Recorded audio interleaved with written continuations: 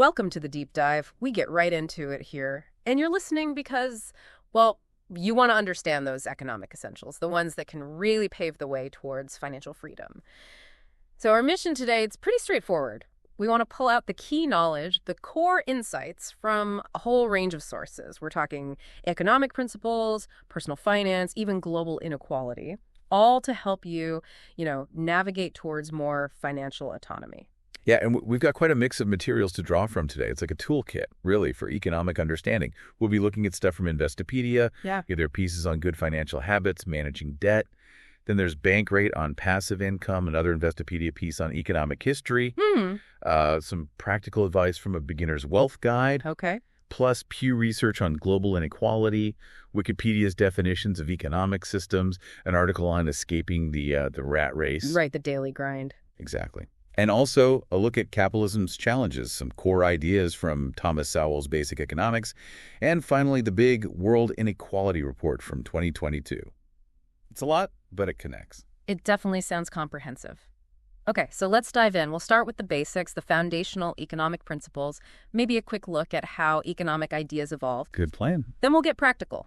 Actionable steps for your own finances, explore passive income that sounds interesting, and then zoom out to the global picture, those economic disparities. Exactly. It all ties together. Understanding these pieces gives you, well, a much clearer view of the forces impacting your financial life. So where do we begin? Economic systems. Let's start right there. The absolute basics. So picture any society. They face this reality. Resources are limited. There isn't an endless supply of everything. That's scarcity. An economic system is just. It's the way that society organizes itself to answer the big questions that come from scarcity. Like what specifically? Three main ones. What gets produced? How do we produce it? And critically, who gets the stuff that is produced? And different systems, different societies, they prioritize different things when answering these. Efficiency, growth, maybe individual liberty, or achieving more equality. So no single right answer then. It's about priorities. Absolutely not. It's about trade-offs. And we categorize these systems in a couple of ways. One is by who owns the resources. Capitalism, private ownership versus socialism, more collective or social ownership. That's one axis. Okay. The other is how resources get allocated. Is it through markets, supply and demand, or is it government commands, or maybe just tradition? And the thing is, in the real world, it's almost never purely one or the other. You get these hybrids, right? Market socialism, command capitalism. It's messy. Okay, let's focus on market economies for a bit. So really emphasizes prices as coordinators. How does that actually work compared to, say, a government just telling everyone what to make? That's the core difference, really. It's about how decisions get made and how information flows. In a market, prices are like super communicators. If people suddenly want loads more, widgets, the price of widgets probably goes up. Right. That higher price, it's a signal. It tells producers, hey, make more widgets. It's profitable. It's a fast feedback loop. Faster than central planning, presumably. Much faster. Think about the old Soviet Union. Central planners had to decide everything, how much steel, how much grain. Even Soviet economists admitted it was hard to keep up. Consumer tastes change, production realities shift. That top-down approach just wasn't as responsive. That makes sense. Price changes hit you immediately. Sawwell had that example with milk, didn't he? How prices decide if it becomes cheese or ice cream. Exactly. It's a great illustration. When you choose to buy cheese instead of just milk, you're basically bidding for some of that milk supply. Everyone doing that, for cheese, for ice cream, for yogurt, sends price signals back. If suddenly everyone wants fancy Greek yogurt, the price goes up and dairy producers see, more profit in yogurt right now, so more milk goes to yogurt. It directs the scarce resource, the milk, to where consumers value it most at that moment. Precisely. It's this dynamic dance of supply and demand, all reflected in prices. But what about when governments try to fiddle with those prices? So Will talks about price controls, ceilings, and floors. Yes. Price controls. They can really throw a wrench in the works. A price ceiling, like rent control, sets a maximum price below what the market would naturally settle at. Seems helpful, maybe makes housing cheaper. Seems like it, yeah. But what often happens is, at that lower price, way more people want apartments than landlords are willing to supply or maintain. Result, shortages, fewer places available. So it points to actual historical examples. And the opposite, price floors. Price floors set a minimum price, often above the market level. Think agricultural price support sometimes. You guarantee farmers a high price. What happens? They're incentivized to produce a lot more than consumers actually want to buy at that inflated price. So you get surpluses. And the government ends up buying the excess. Often, yes. Buying and storing it. It all shows how interfering with those price signals can lead to unintended, often negative consequences. It really does come back to scarcity, doesn't it? Yeah. So I'll also mention how our idea of how much of a resource we have isn't fixed. It depends on price. That's a crucial point. Economic scarcity isn't just about the total physical amount of, say, oil in the ground. It's about how much is economically feasible to get out and process at the current price. If the price of oil goes way up, suddenly it makes financial sense to drill in places that were too expensive before. Which explains why those predictions about running out of resources often turn out wrong. Exactly. They often fail to account for this dynamic. Higher prices incentivize finding new sources, developing new technologies, or finding substitutes. It's not a static picture. Fascinating distinction. Okay, let's shift gears a bit. What about the history of economic thought? It didn't all start with Adam Smith, right? The sources mentioned earlier ideas. Not at all. While Smith is hugely influential, rightly called the father of modern economics for his systematic approach, people were thinking about this stuff way earlier. Ideas came from the Middle East, China. For instance, Ibn Khaldun, a 14th century Tunisian scholar, brilliant guy, wrote about the division of labor, the profit motive, international trade, centuries before Smith. And the physiocrats in France, they influenced Smith too. They did. They were among the first in Europe to really try and analyze how economies worked systematically. Smith built on their work. But Smith's big contribution was shifting the focus. Mercantilism was dominant then, all about national wealth through exports. Smith argued for how economies should work, focusing on free markets and individual incentives. And then economics got more mathematical. Increasingly so. Late 19th, early 20th century, you get neoclassical economists like Walras, Marshall. They start using mathematical models. Then came econometrics, applying statistics to economic data to test theories. And, of course, the 20th century saw massive debates. Keynes influencing government policy, especially monetary policy. His ideas are still relevant, debated alongside free market thinkers like Milton Friedman. And newer perspectives too, like Amartya Sen bringing in ethics. Exactly. Sen emphasized that you can't just look at efficiency in purely economic terms. You have to consider well-being, capabilities, ethical dimensions. The field keeps evolving. Okay, so let's loop back to that core idea. Scarcity. Economics studies scarce resources with alternative uses. How does this connect to value and utility in a market setup? Right. Scarcity forces choices, trade-offs. In a market economy, how we value a good or service mostly gets reflected in its price. And that price, as we said, comes from supply and demand. Crucially, prices signal relative scarcities. If something's really scarce and lots of people want it, the price goes up, signaling, hey, this is valuable and hard to get. So markets and prices do a lot of the heavy lifting? But governments are always involved somehow, aren't they? Always. There's always been some government role. But the degree and type of involvement have changed a lot. We saw a big shift, particularly from the 80s onwards. In many places, the former Soviet bloc, China started experimenting, moving away from heavy government direction toward more market mechanisms. And that led to growth in places like China. Significant growth, yes. Their initial experiments with relaxing controls, often zone by zone, had a huge impact. India also moved towards liberalization later on. But even in market-leaning economies, governments still have jobs to do, right? You mentioned externalities earlier. Absolutely. Externalities are a key area. Costs or benefits that spill over onto people not directly involved in a transaction. Pollution is the classic negative one.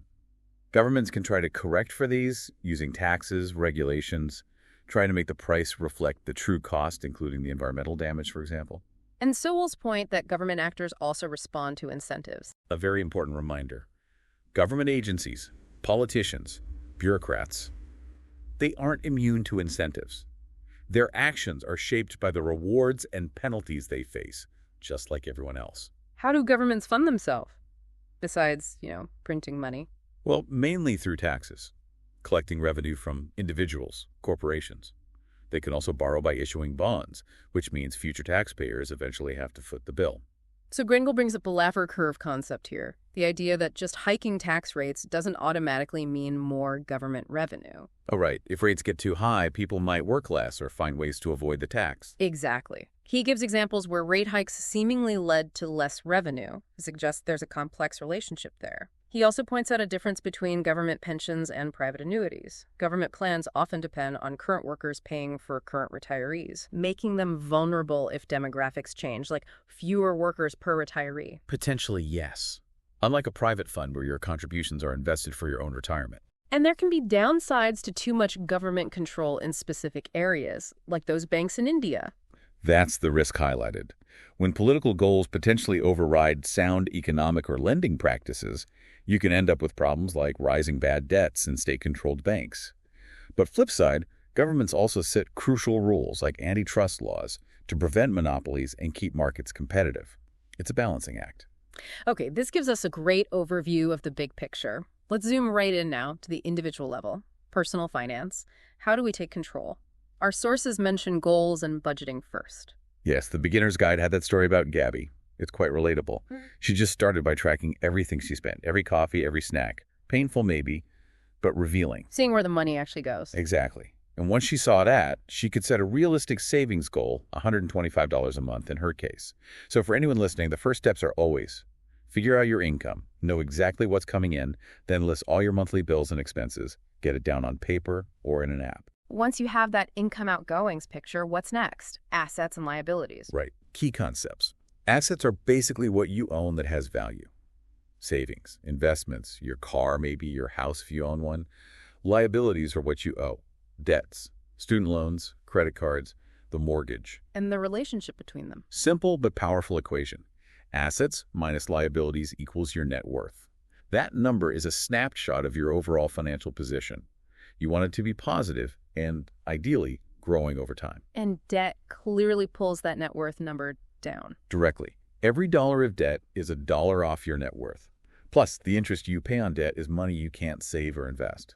It's working against your wealth-building efforts, especially high-interest debt. And related to debt is your credit history. That's your track record. Yeah. Do you pay your bills on time? Lenders look closely at credit reports and scores to judge risk. Okay, so managing debt is crucial. Any practical tips from the sources?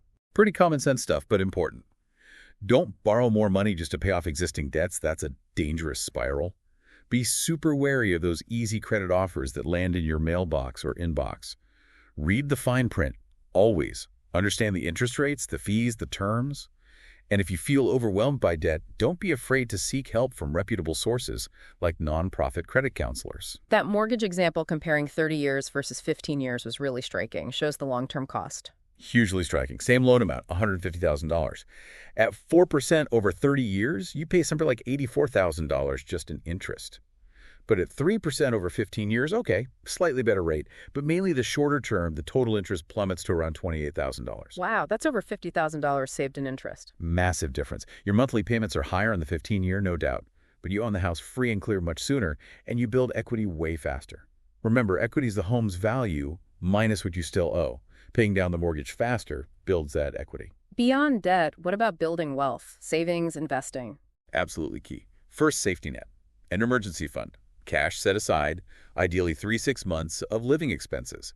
This covers unexpected hits, job loss, medical bills, car trouble, without forcing you into debt. Disability insurance is another safety net worth considering. Protects your income if you can't work long-term due to illness or injury. And then, investing. The magic of compound interest. That's the engine for long-term growth. Compound interest is just earning returns on your returns. Your money starts making money. Starting early is the biggest advantage. Even small amounts, invested regularly, maybe through an online brokerage, can grow significantly over decades thanks to compounding. Workplace retirement plans fit in here too, right? Especially if there's a match. Oh, definitely. If your job offers a 401k or similar plan, and especially if they match your contributions up to a certain percentage that's free money, you absolutely want to capture that match if you can. Just remember, as Investopedia notes, these are retirement funds, not for emergencies. There are usually penalties for taking money out early. For someone totally new to investing, feeling a bit intimidated, what's a good starting point? ETFs, exchange-traded funds, are often recommended. The Bankrate article mentioned them. They're generally easier to understand than picking individual stocks. You can buy and sell them easily, costs are usually low, and crucially, they give you instant diversification. Meaning you're not putting all your eggs in one basket. Exactly. An ETF might hold hundreds, even thousands of different stocks or bonds. Spreads the risk. Okay, let's talk about generating income outside a typical job. Passive income. It sounds like the dream, right? But what does it actually mean? Yeah, it sounds great. Bankrate defines it as income needing minimal ongoing work to maintain after the initial setup. It's distinct from your main job or even a side hustle where you're actively trading time for money. Now, minimal doesn't mean zero. Often there's upfront work, maybe significant work, and some ongoing maintenance. But the goal is income that isn't directly tied to your hours worked right now. The Bankrate article had a huge list of ideas. Can you give us a few flavors? Maybe talk about the effort or risk involved? Sure. It ranged widely. Things like writing an ebook, selling photos online via stock sites, creating an app, or content creation like blogging or YouTube monetizing with ads or sponsors, selling digital designs. Investing in dividend stocks, though, for novices, dividend ETFs might be simpler. Building a bond ladder was mentioned, too. Yes, bond ladders, high-yield savings or CDs, annuities, more traditional, often lower return but potentially more stable income sources. Also, peer-to-peer lending. Real estate, either direct rental income or through things like REITs, even renting out stuff you own like a parking space or maybe household items. Some of those sound like they still require quite a bit of work or carry risk, like creating content. Oh, absolutely. That's a key caveat. Yeah. Writing a successful ebook or building a popular blog or YouTube channel takes a ton of upfront time and effort. And there's absolutely no guarantee it will pay off financially. You could work for months with little return.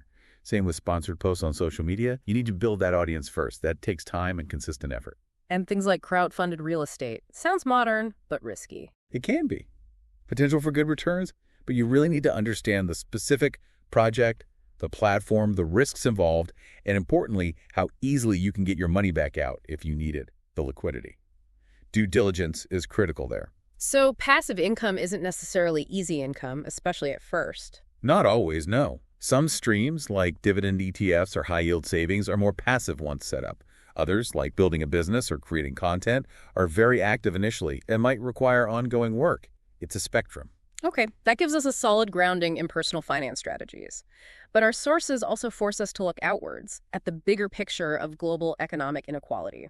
Pew Research says it's seen as a major global challenge. A huge challenge.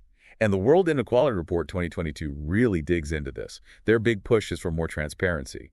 They argue governments need to release more detailed data, especially tax statistics, so we can have informed public debates about inequality. How can we fix a problem if we can't accurately measure it? They mentioned a specific project, distributional national accounts. Right. That project aims to combine various data sources, including tax data, national accounts, surveys, to get a much more complete picture of how all income and wealth are distributed across the entire population, not just looking at averages or the very top. It builds on decades of work by economists trying to track inequality over the long run. Research like Piketty and Sayes' work on top income shares really sparked the recent global debate. This project aims to make that kind of analysis more comprehensive and systematic. How did the COVID pandemic affect inequality? The IMF findings suggest it actually made things worse, particularly income inequality in emerging and low-income countries. It seemed to hit lower-income households harder and potentially reverse some progress made in previous years. Countries with weaker social safety nets struggled more to cushion the blow for their most vulnerable citizens. The sources also pointed to historical factors like colonialism contributing to the gap between countries. Yes, that's a major historical root of between-country inequality.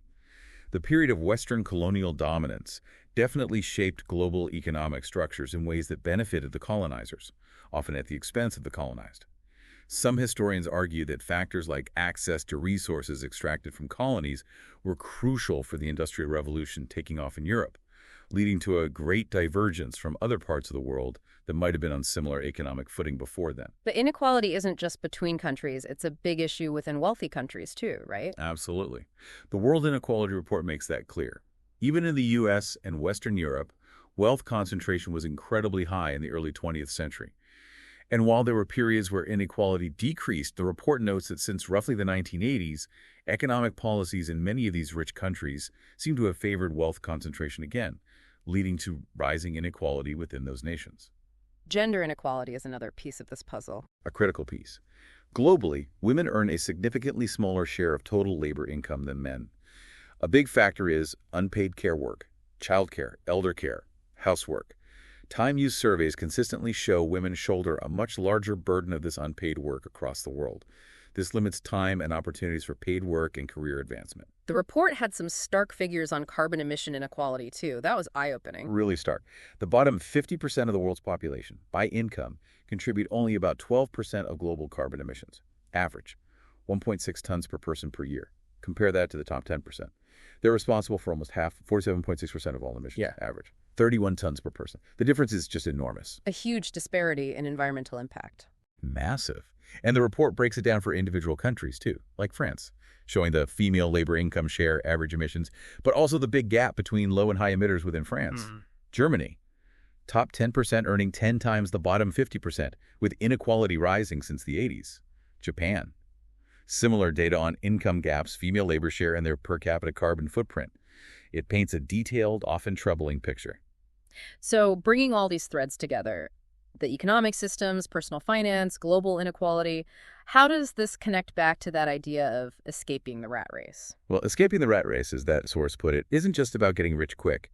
It's about designing a life on your own terms. Thriving, not just surviving paycheck to paycheck. Understanding the economic principles gives you context. Understanding personal finance gives you the tools. Budgeting, debt management, investing, exploring passive income. These are the practical levers you can pull. So the personal finance stuff is the how-to for gaining more control. Exactly. It's the actionable part. The article connects it directly. Manage finances wisely, generate passive income. It also emphasizes the mindset shift focus long-term. Understand your risk tolerance. Start small, but be consistent. Diversify your investments. And, of course, the standard disclaimer applies.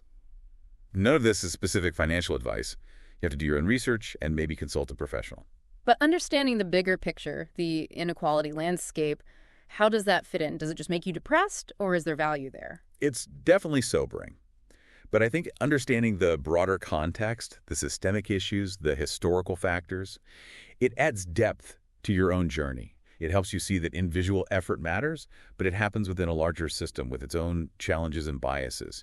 It can foster empathy, maybe motivate you to think about broader solutions, not just individual escape routes. That makes sense. It connects the personal struggle to the bigger societal picture. Right. It's not just about your rat race, but the rat race and the structure of the maze itself. Wow. We've covered a huge amount of ground. Okay, quick recap. We started with economic systems, how societies answer those basic scarcity questions. Touched on the history of economic thought, the role of prices, scarcity, value. Then the government's role, regulations, taxes, incentives. Then we dove into personal finance. Goals, budgeting, assets versus liabilities, managing debt, the power of investing and compound interest. Explored passive income, the possibilities and the realities. And finally, grappled with the tough realities of global economic inequality between and within nations, gender gaps, carbon footprints. The goal really was to give you a kind of shortcut to being well-informed on these vital economic topics. And maybe a final thought to leave you with. As you think about all this, reflect on that constant interplay. Your own financial choices, the habits you build, the investments you make, how do they interact with these larger economic forces we've discussed? How can understanding both the micro your budget and the macro global trends, inequality actually empower you to make more deliberate, more intentional choices in pursuit of a life with greater financial freedom, however you define that? There's always more to learn, so keep exploring, keep questioning.